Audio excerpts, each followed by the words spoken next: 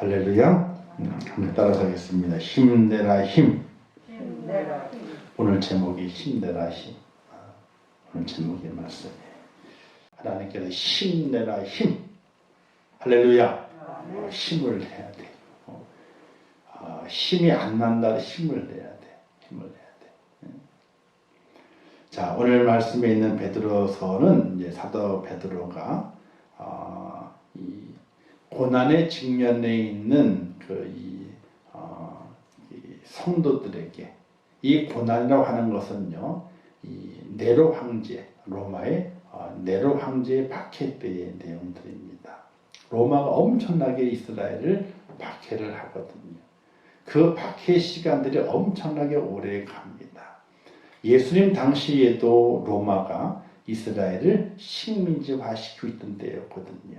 그러니까 로마로부터 엄청나게 많은 여러 가지 압박들을 받던 시대입니다. 또 이제 그런 시대 때에 예수가 나타나서 그러니까 국민 백성들 소동케 하는 일이 많았거든요.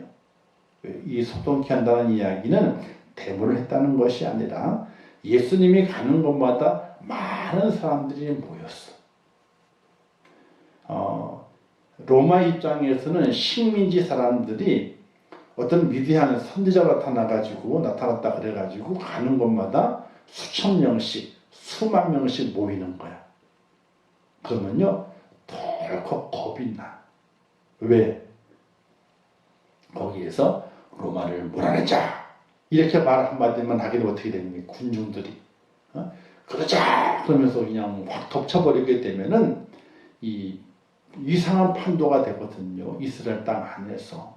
그러니까 예수님께서 가는 곳마다 군중들이 모이니까 그걸 예의주시하게 되는 거예요.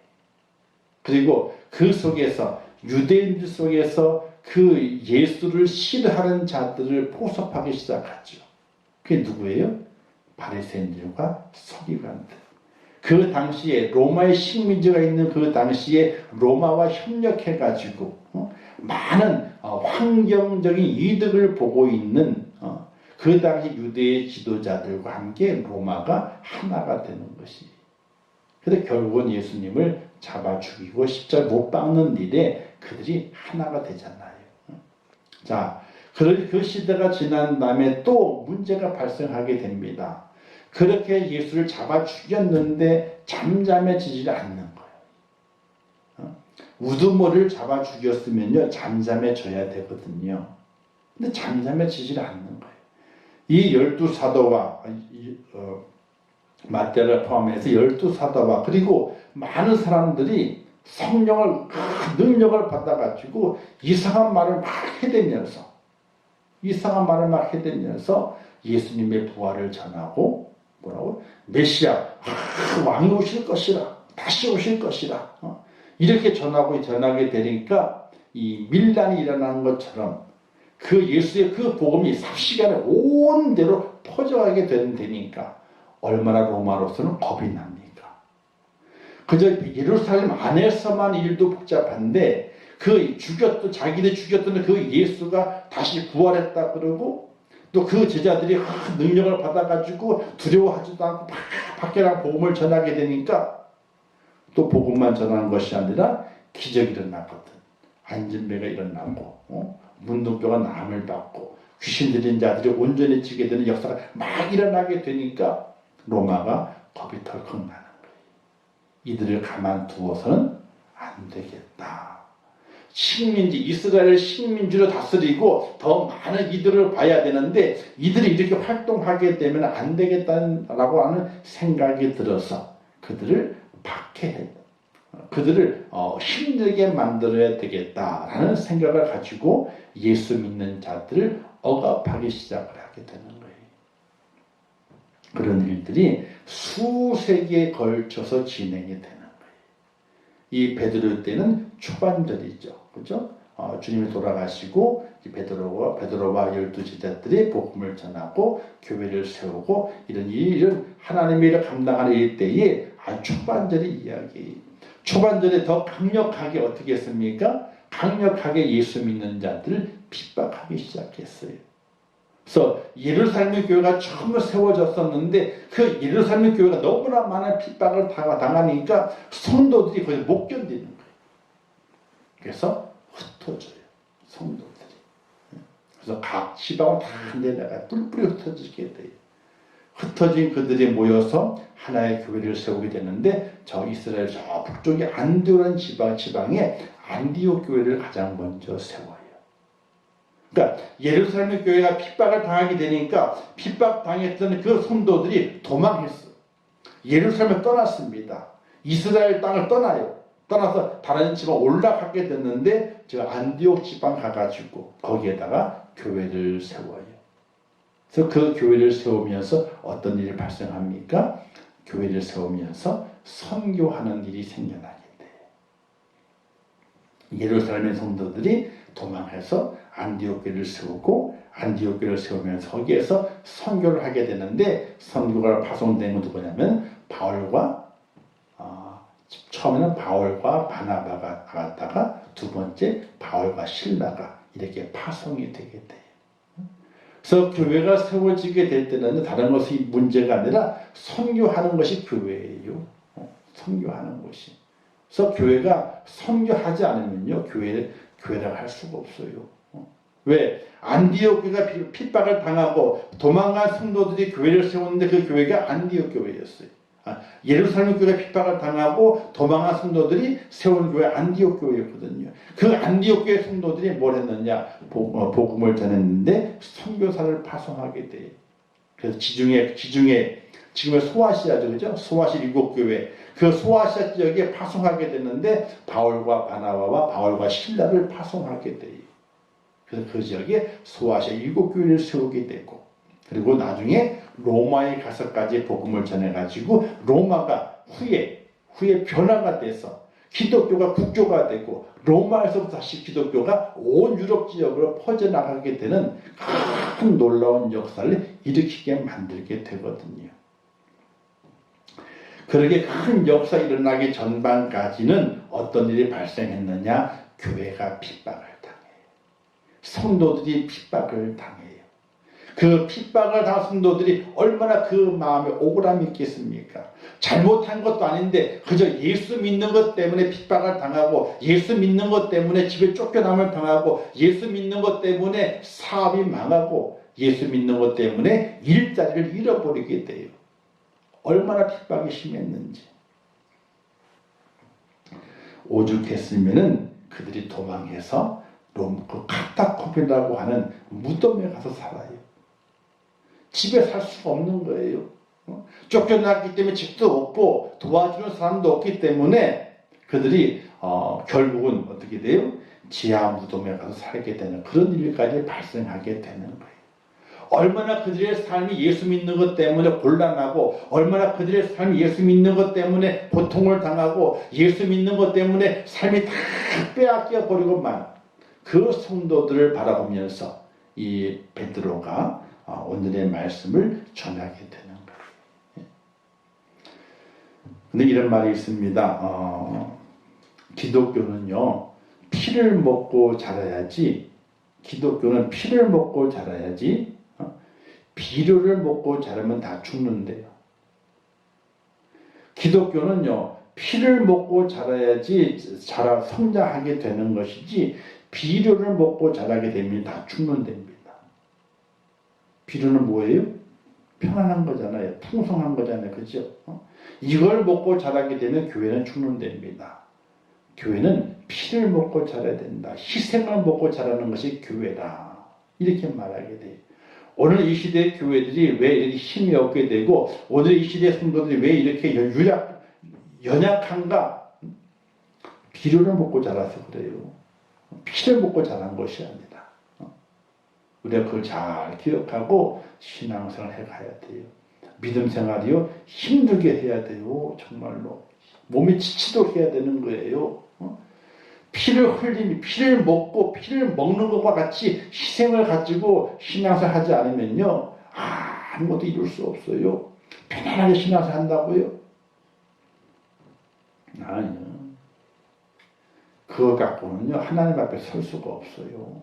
그거 갖고는요 초대교회 성도들이 어떻게 신앙생활을 했는데, 우리나라 초대교회, 우리나라 대한민국 조선의 초대교회 성도들이 얼마큼 많은 신앙을 갖게 될 때에 피를 뿌리며 살았는데, 우리는 그들이 뿌린 피의 열매를 먹고 지금 자라고 있단 말이에요. 거기에 만족하는 것이 아니라 나도 우리 믿음의 선배들과 같이 피를 뿌리겠다고 하는 그런 믿음의 각오를 갖지 않으면요, 우리 후대들에게 좋은 신앙의 열매를 먹일 수 없게 되는 것이, 우리도 피를 뿌려야 돼요. 피를 뿌려. 그래야 좋은 열매를 우리의 이 후손들이 먹을 수 있는 거거든요.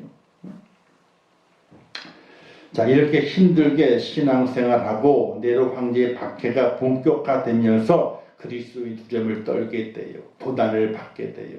그런 성도들에게 이제 베드로가 힘내라, 힘을 내라, 힘을 내라, 이런 의미로, 이런 뜻을 가지고 오늘 말씀을 전하고 있는 겁니다. 그러면 무엇을 가지고 힘을 내라 말씀하시게 되는가? 3절에 이렇게 말씀하시게 되죠. 우리 주 예수 그리스도를 아버지 하나님을 찬송하리로다. 보셔요. 고난당하는데 하나님을 찬송한대. 이게 뭔 말입니까 이게요. 힘들어 죽겠는데 서신을 보내면서 하나님을 찬송한대요. 얼마나 믿음이 크면 그러겠습니까? 그러면서 그의 많으신 궁율대로 예수 그리스도를 죽은 자 가운데서 부활하게 하심으로 말미암아 우리를 거듭나게 하사 산 소망 있게 하시며 라고 말씀을 하고 있습니다. 여기에서 산 소망을 갖게 하셨다는 겁니다.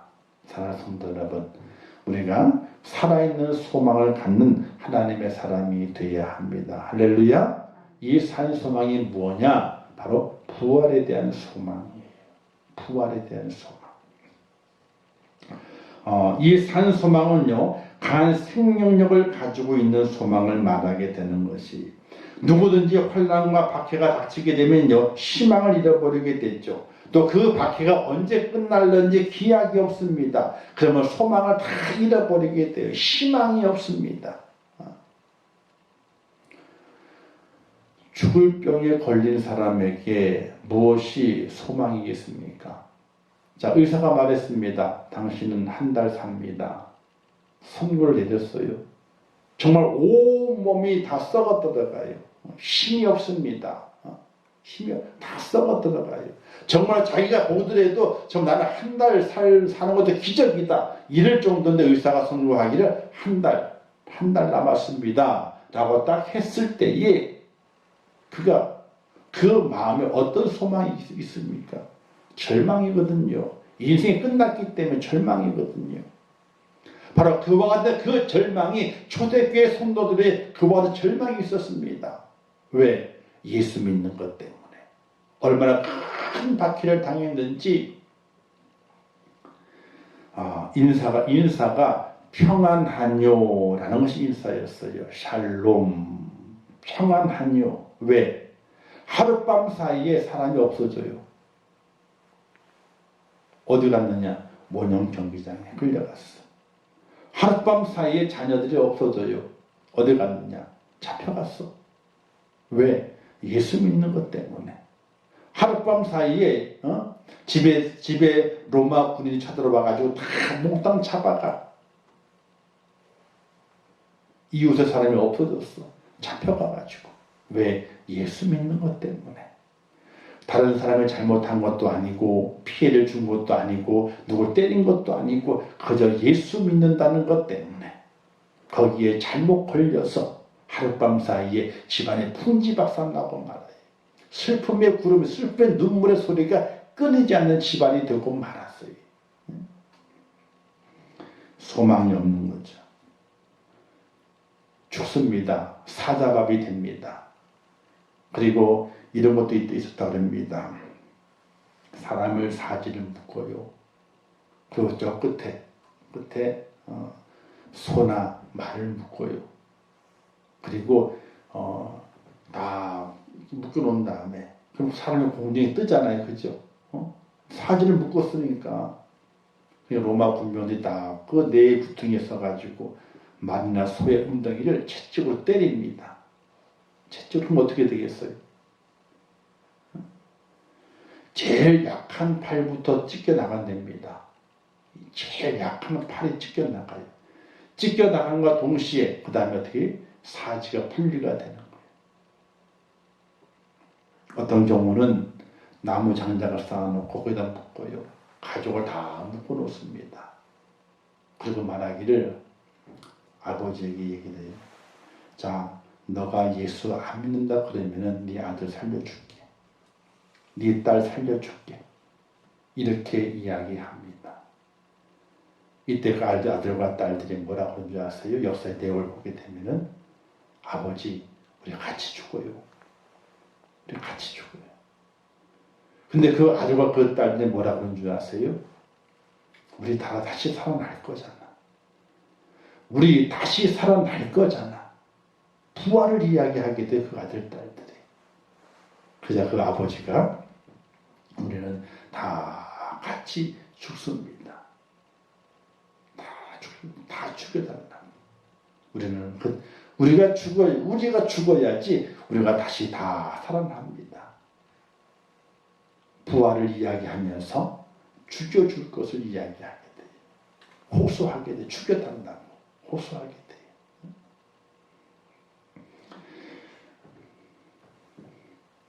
베드로는 그 소망을 이야기합니다. 산 소망이 있게 하신다. 이렇게 말씀하시게 돼요. 이 산 소망은 부활의 소망이에요. 오늘 우리가 예수 믿는 것 왜 믿습니까? 다른 것 아닙니다. 생명의 부활을 믿기 때문에 예수 그리스도를 믿는 겁니다. 심판의 부활이 아니라 생명의 부활을 믿기 때문에 예수를 믿는 것입니다. 내 육신의 죽음의 문제가 아니라, 내 육신의 죽음의 문제를 해결하기 위한 것이 아니라 내 영의 죽음의 문제를 해결해서 생명의 부활을 얻기 위해서 예수 그리스도를 믿는데, 사도 베드로가 말하기를 너희에게 하나님께서 산 소망 있게 하신다. 누구를? 믿음으로 견디는 자를. 그 환난과 고통을 믿음으로 견디는 자에게 하나님께서 예수를 부활시켰던 것처럼 너희들에게 생명의 부활을, 산 소망을 허락해 주신다. 이렇게 말씀하시게 되는데, 오늘 저와 여러분들에게도 이 산 소망, 부활의 소망, 생명의 부활의 소망을 꼭 간직하시는 축복자가 될 수 있기를 주님의 이름으로 축원합니다. 산 소망은요, 부활신앙이잖아요. 죽어도 죽지 않는 거예요. 죽으면 다 죽죠. 근데 부활신앙이 있는 사람들에게는, 성도들에게는 죽어도 죽지 않는 겁니다. 죽어도 죽지 않기 때문에 죽음이 겁이 안 나는 거예요. 오늘 우리 마지막 때 그런 믿음과 그런 이 산 소망을 가지고 살아가는 하나님의 사람이 될 수 있기를 주님의 이름으로 축원합니다. 두 번째는요, 하나님의 나라의 유업을 주시기 때문에 우리가 힘을 내야 되는 거예요. 하나님의 나라를 유업으로 우리가 허락해 주신다 말씀했습니다. 자, 4절 말씀에 썩지 않고 더럽지 않고 쇠하지 아니하는 유업을 있게 하시나니, 이렇게 말씀하시고 있습니다. 너희를 위하여 또 하늘에 간직하신 것이라, 이렇게 말씀했습니다. 하나님의 유업을 받는 거예요. 세상에도 유업이 있죠. 유업이란 선대로부터 물려받는 사업을 말하게 돼요. 뭐 가문도 물려받고, 물질도 물려받고, 건강도 받고, 재능도 받고, 집안의 가업도 받아요. 이걸 유업이라고 말하게 돼요. 근데 이 세상의 그 유업은요, 결국 썩어져 버리고 말아요. 날이 갈수록 쇠하여 가게 됩니다. 세상의 모든 것들은 시간이 지나면 노쇠하기 마련입니다. 처음에는 새 것 같지만 그때부터 그 새 것은 쇠하기 시작하게 됩니다. 사람도 물건도 쇠하고 물질도 영화도 다 쇠가고 말아요. 없어져 버리고 마는 겁니다. 후패해져 갑니다. 처음은 새 거지만요, 그 다음 날부터는요 중고예요. 자, 차를 새 걸 샀습니다. 딱 끊었습니다. 그리고 그때는 새 거예요, 왔으니까. 근데 그 차량 등록소에 등록을 딱 하잖아요. 등록을 한 다음부터 그 차는 중고차야. 근데 아니 얼마 안 탔어요. 100km도 안 탔단 말입니다. 차를 이제 인수 받은 거예요. 받았는데 그 차를 차량 사업소에다가 등록을 딱 했어 이제. 등록을 딱 한 순간부터 그 차는 중고차예요. 세상의 모든 것들은 그런 거예요. 처음은 새 같지만은 시간이 지나면서 그 순간부터 바로 중고가 돼버리고 말아. 점점 후패해져 가는 거예요. 없어져 가는 거예요. 더러워져 가는 거예요. 그래서 이런 말이 있습니다. 권불 10년, 권세는 10년을 가지 못하고 화무 11홍, 붉은 꽃은 열흘을 가지 못한다. 꽃이 열흘을 못 간대. 붉은 꽃은. 또 권세도 10년을 못 간대요. 이 말은 아무리 권세도 아무리 아름다워도 잠시 잠깐뿐이라는 것이 세상의 모든 그 유업은 그와 같다는 겁니다. 오래 가지 못한다는 거예요. 가면 가서 쇠해져 가지고 없어져 버리고 만다는 것이. 그래서 예수님께서도 솔로몬의 영화를 들풀에 비유했잖아요. 솔로몬이 얼마나 강성한 나라였고 영원히 무너질 것 같지 않은 그런 나라였습니까? 그러나 들풀에 비유하고 말았어요. 곧 무너진다는 겁니다. 아무 의미가 없다는 겁니다. 시들어버리고 만다는 겁니다. 그러나 하나님의 나라는 영원하고 쇠하지 않습니다. 그 나라를 하나님께서 성도에게 예비해 주셨다. 성도에게 하늘의 그 유업을 남겨주셨다. 이렇게 말씀하고 있어요. 사랑하는 성도 여러분, 날마다 천국을 바라볼 수 있는 믿음의 축복자가 되시기를 주님의 이름으로 축원합니다. 예수님 왜 믿습니까? 예수님은 한 가지 이유밖에 없는 거예요. 뭐 자기를 자랑하기 믿는 것도 아니잖아요. 세상의 권세를 가지고 믿는 것도 아니잖아요. 뭐 물질을 많이 벌어 돈을 쌓아놓기 위해서 믿는 거 아니잖아요. 예수 믿는 이유는요, 단 한 가지예요. 바로 천국. 천국을 유업으로 받기 위한 것인데, 하나님께서 믿음을 지키고 환난 속에서 견디는 그 성도들에게 하늘의 그 유업을 준비해 놓으셨다는 거예요. 하늘에 간직해 뒀다는 겁니다. 그걸 소망하고 바라보면서 오늘의 환난을 이겨내라. 이렇게 베드로가 성도들에게 말씀하고 있게 되는 것입니다. 사랑하는 성도 여러분, 천국을 소망할 수 있기를 바랍니다. 하나님 주시는 그 유업을 받을 준비가 되어 있기를 주님의 이름으로 축원합니다. 오늘의 고난이 언제 끝났는지 알 수 없어요. 오늘도 5만 4천 명, 그죠? 뭐 내일은 더 많겠죠. 뭐. 다음 주는 뭐 10만 명 넘어간다네요. 응? 아무 의미도 없어요. 그건 아무 의미도 없어요. 10만 명이 되든 100만 명이 되든 아무 의미도 없다니까요. 사람은 한 번 태어났다가 한 번 가는 것은 정한 이치다. 정한 이치. 근데 내가 어떻게 가느냐는 거예요. 내가 어디로 가느냐는 겁니다. 이게 중요한 것이지, 내가 어디로 가느냐가 중요한 것이지, 이 땅의 삶 속에 어떻게 내가 이 땅을 마감하느냐, 그게 중요한 것이 아니에요. 죽는 내가 어디로 가느냐는 거예요. 어디로 가느냐, 이게 중요한 거예요. 근데 우리가 놓쳐요. 보이지 않는 것을 놓쳐요. 보이는 것에 매여 있어요. 그래서 보이지 않는 것을 보지 못해요. 그 안타까움이 너무나 많이 있어요. 사랑하는 성도 여러분, 천국을 바라보시고 천국을 소망하면서 우리 하나님께 내게 그 천국을 더 썩지 않고 더럽지 않고 쇠하지 않은 그 하나님의 그 나라 천국을 내게 유업으로, 내게 유산으로 남겨주셨음 믿으시기를 주님의 이름으로 축원합니다. 그 은혜 가지고 살아가는 거예요. 뭐 가지고 살아가겠습니까? 좋은 음식을 먹어봐야 그 순간뿐이고, 좋은 환경, 풍경을 바라봐야 그 순간뿐이고, 그 다음에는 아무것도 아니에요. 순간뿐이에요. 근데 천국은 그렇지 않다는 거예요. 편하지 않아요. 더럽지 않아요. 지루하지 않아요. 영원한 그 천국을 하나님께서 우리에게 유업으로 주셨는데 그 천국을 소유하면서 그 천국을 소망하고 바라보면서 믿음으로 끝까지 달려가시기를 주님의 이름으로 축원합니다. 마지막 세 번째는요. 왜 우리가 힘을 내야 되느냐? 하나님께서 우리를 보호하시기 때문에 그렇습니다. 할렐루야. 자, 5절에 보게 되니까 너희는 말세에 나타나 예비하신 구원을 얻기 위하여 믿음을 말미암아 하나님의 능력으로 보호하심을 받았느니라. 이렇게 말씀하게 돼요. 그 당시 초대교회 성도들이 믿음이 참 좋았어요.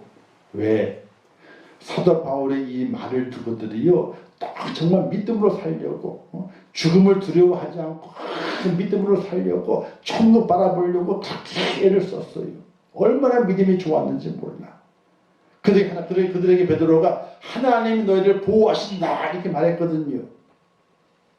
근데 그 다음날 죽어요. 그 다음날 사자밥이 돼요. 그 다음날 사자가 찢겨 죽는다니까요. 그 다음날 자녀들이 죽어요.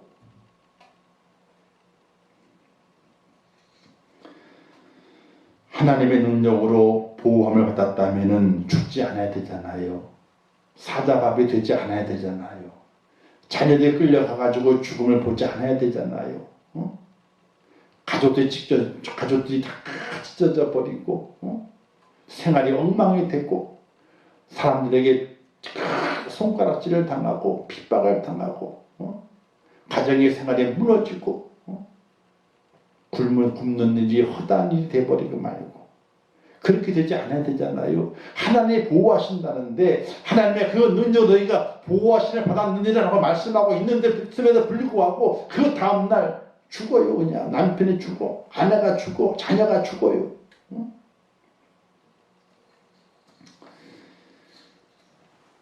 근데 하나님께서는 자기 백성을 끝까지 보호하십니다. 할렐루야. 어떻게 보호하시게 되느냐? 환경적으로 보호하시지만은 그가 하나님이 택한 그 백성이 하늘의 그 유업을 받을 수 있도록, 그 고난과 그 혼란을 잘 견뎌낼 수 있도록, 이 회유하는 것을 속에서 예수를 부인하지 않도록, 믿음을 간직하고 생명의 부활을 얻을 수 있도록 하나님께서 그들을 보호해 주셨다는 사실이에요. 할렐루야. 오늘 우리가 그런 보호함을 받는 사람, 하나님의 사람이 되어야 됩니다. 기도하게 있는 기도가 필요하게 돼요. 하나님, 제가 받을 하늘의 유업이 있습니다. 천국이 있습니다.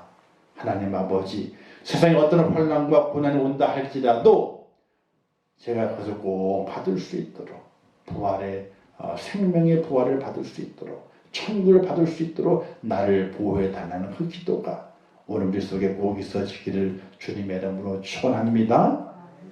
근데 그렇게 영적인 보호도 있지만은 우리의 삶의 현장 속에서도 보호하심이 분명히 있습니다.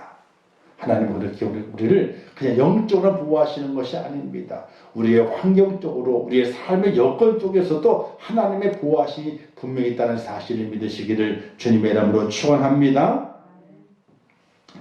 그럼 누구를 보내셔가지고 우리를 보호하시는가? 천사를 보내세요.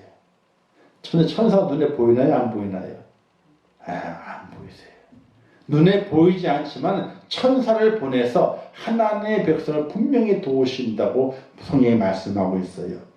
히브리서 1장 10절 말씀에 말씀했습니다. 모든 천사들은 섬기는 영으로 구원받을 상속자들을 위하여 섬기라고 보내심이 아니냐, 이런 말씀 기록이 되어 있어요. 즉 모든 천사는 섬기는 천사예요. 근데 섬기는 천사인데 그들이 누구를 섬겨요? 구원받은 상속자, 구원의 상속을 입은 하나님의 천국을 유업으로 얻은 그 상속자들을 섬기라고 하나님께서 천사들을 보내신 것이 아니냐, 이렇게 말씀하게 돼요. 사랑하는 성도 여러분, 천사는 하나님의 심부름꾼으로 자기 백성을 원수가 해하지 못하도록 싸워서 보호하시는 되시기를 주님의 이름으로 축원합니다. 하나님 눈에 보이지 않아도 계심을 믿는 것 같이 하나님의 천사도 우리 눈에 보이지 않지만은 하나님께서 천사를 보내서 우리를 보호하시고 지키신다는 것 꼭 믿으시기를 주님의 이름으로 축원합니다. 그래서 그 천사가 도우는 거예요. 그 은혜가 있어요. 그걸 어떻게 설명해야 되나? 이때니까요. 정말 이때니까요. 하나님께서 나를 돕는 자 편에 서셔가지고 나를 도우시는 은혜가 있고 나를 보호하시는 은혜가 있고 나를 가득 감싸가지고 그 길을 인도하시는 하나님의 은혜가 분명히 있어요. 왜? 약속하셨으니까. 약속하셨으니까.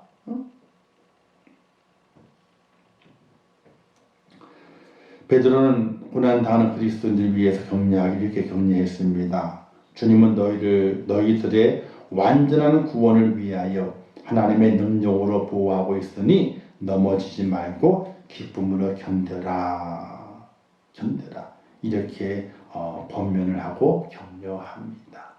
어떤 성도들에게, 어제 남편을 잃은 성도에게, 어저께 자녀를 잃은 성도에게, 오늘 아내가 끌려가서 감옥에서 온갖 고초를 당한 그 성도에게 하나님께서 능력으로 너희를 보호하니 넘어지지 말고 기쁨으로 견뎌라.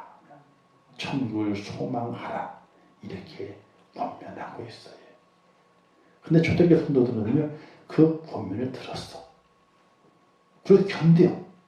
남편이 어저께 죽었는데 오늘 그 아내가 믿음으로 견뎌요. 자녀들이 죽었는데 근데 부부가 그 엄마와 아빠가 믿음으로 견뎌요. 하나님을 붙잡고 예수를 붙잡고 견뎌요. 오늘 이 시대 같으면 안 견뎌요. 뭘 견뎌요. 그냥 다 내버리지. 하나님이 뭐 이 땅이냐 그러면 다 내버리지. 근데 초대교회 성도들은 오늘의 우리가 겪는 고난보다 훨씬 더 큰 고난, 환난을 당했음에도 불구하고 하나님께서 너희를 보호하니 넘어지지 말고 견뎌라. 기쁨으로 견뎌라. 이렇게 권면했을 때에 그들이 견뎌냈어요. 사랑하는 성도 여러분, 오늘 이 시대에 우리가 살아갑니다. 어렵고 힘든 때를 살아가죠. 정말로 환난의 때입니다. 정말로 어찌 살아가야 할는지, 어디에 소망을 두고 살아가야 할는지, 하루하루의 삶이 고달프기도 하고 불안하기도 하고 근심되는 나날을 살아갑니다. 하나님께 이렇게 말씀하시게 돼요. 하나님의 능력으로 너희가 보호하심을 받느니라. 이렇게 말씀하시게 돼요. 할렐루야. 그 약속의 그 말씀을 마음에 깊이 간직하시면서 하나님 나를 보호하시지. 내가 생명의 부활을 놓치지 않도록 하나님 나를 보호하시지. 나의 천국의 그 유업을 놓치지 않도록 나를 보호하신 하나님의 보호하심이 있지. 이런 믿음의 그 고백을 가지고 하나님 나를 보호하시기에 나는 염려 없어.